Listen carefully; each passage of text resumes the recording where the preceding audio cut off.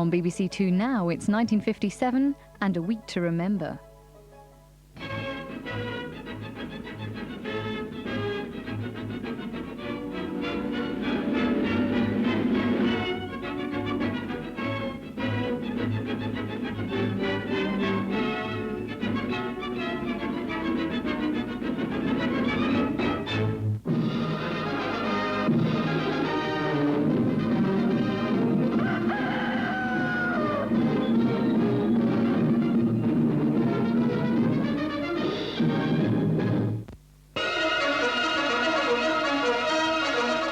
You've got to be tough in the right places to compete in the World Barrel Jumping Championship. Held in the Catskill Mountains, New York State. They're no fun if you fail. And if you really want to roll out the barrel, well, there are easier ways of doing it. A Canadian champion clears 15 barrels with a jump of 25 feet 9 inches. And here in slow motion is the title-winning jump. Leo Label of Hartford, Connecticut, 26 feet 5.5 inches over 16 barrels. Apparently, it was worth it.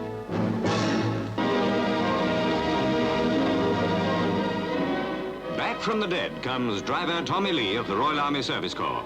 He arrives in Britain at Lynham Airport and gets a VIP reception. Still weak from his 12-day ordeal in the Malayan jungle, he's in good spirits and glad to be home. Driver Lee was the only survivor of 9 men in a plane crash, and he struggled through the bamboo forest with a broken ankle, keeping himself alive on a meager stock of rice. He was missing, presumed killed, and he has his own death certificate to prove it. Welcome home, Tommy. To the Mansion House, leaders of Britain's cinema industry bring their audience's contribution to the Lord Mayor's Hungarian Relief Fund. Mr. C.J. Latter, Managing Director, and Sir Philip Water, Chairman, are here for Associated British Cinemas Limited. The Cinematograph Exhibitors Association, which covers the whole industry, is represented by its president, Mr. B.T. Davis. In all, the cinema audiences of Britain have given more than £143,000 to the Lord Mayor's Fund. And the cheques are handed over at an historic moment, for they carry the fund past the Lord Mayor's target of £2 million, thanks to you, and you, and you.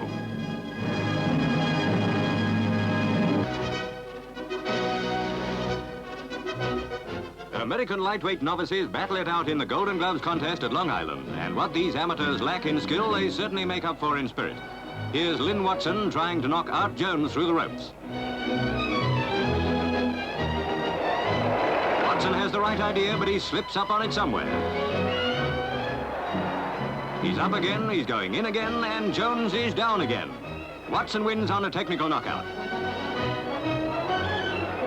Now it's Greg Bouchard and Carlos Rodriguez mixing it good and hard. Bouchard lands a beauty, but Rodriguez gives punch for punch. Bouchard pins his man against the ropes. He's plenty tough, this Rodriguez, but he can't go on taking it forever. Bouchard is waiting his chance, and the end is coming up fast for Rodriguez. One on the point, and he's down and definitely out.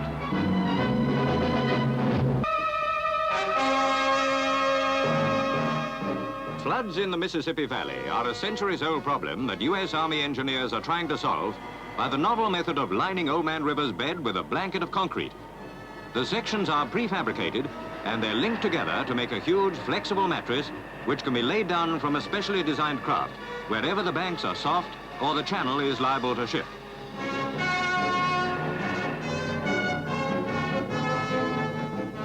Mile by mile, the channel is secured against flooding, and the engineers hope there won't be any more dangerous and costly breakthroughs when Old Man River is safely bedded down.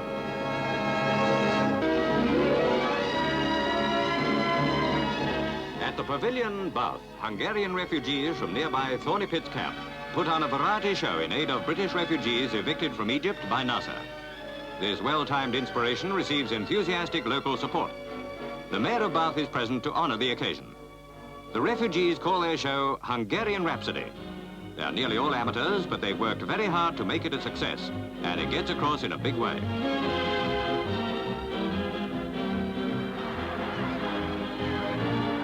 By their generous thought, these homeless ones have shown 2 things. Their gratitude to the people of Britain who gave them sanctuary in their most desperate hour, and their understanding that in this troubled time, they are not the only ones who have lost their homes and their livelihood. 25 miles away at Stonehouse Camp are those other refugees the Hungarians want to help, British citizens thrown out of Egypt as a reprisal against Britain's action in the Canal Zone. Many of them had lived in Egypt all their lives as shopkeepers or small businessmen, proud of their British citizenship, whether old or young, but having no quarrel with the country where they lived and worked. That didn't save them. Innocent of any crime, these families have lost their homes, their businesses, everything but what they could carry in a suitcase.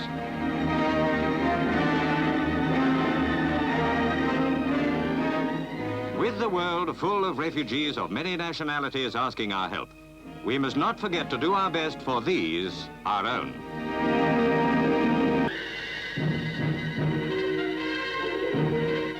America shows off its latest tactical weapons at an Air Force base in Florida, starting with high-explosive rockets.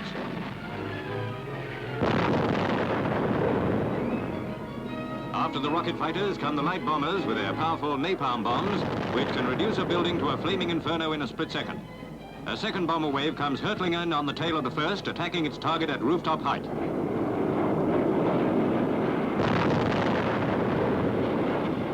And a third wave with its devastating load, reminding us that even without nuclear weapons, modern warfare is more deadly than ever.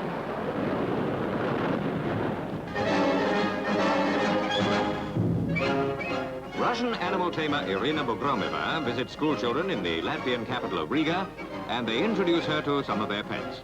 Everything from monkeys to man-eaters, Irina takes them all in her stride. But it's her own big cats of various ages who steal the show.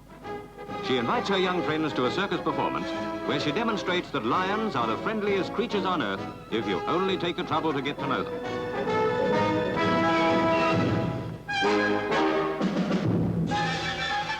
Even the sound engineer is enthralled, and he decides it's about time to get a personal interview with one of Irina's charges. Well, on second thoughts, so Irina takes the mic to ask the lion his views on the present international situation.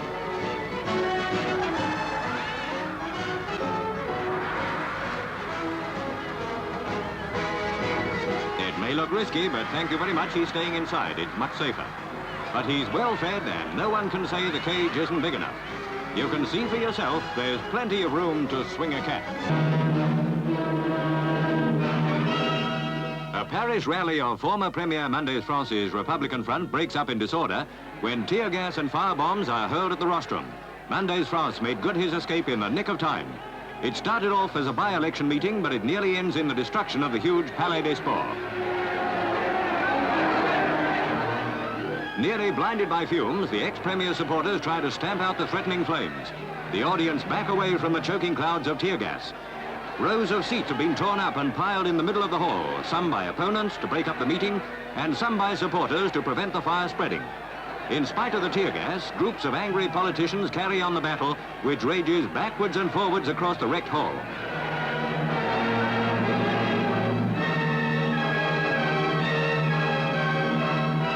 At last, the police and firemen arrive on the scene, but it takes them some time to get both the politicians and the fires under control.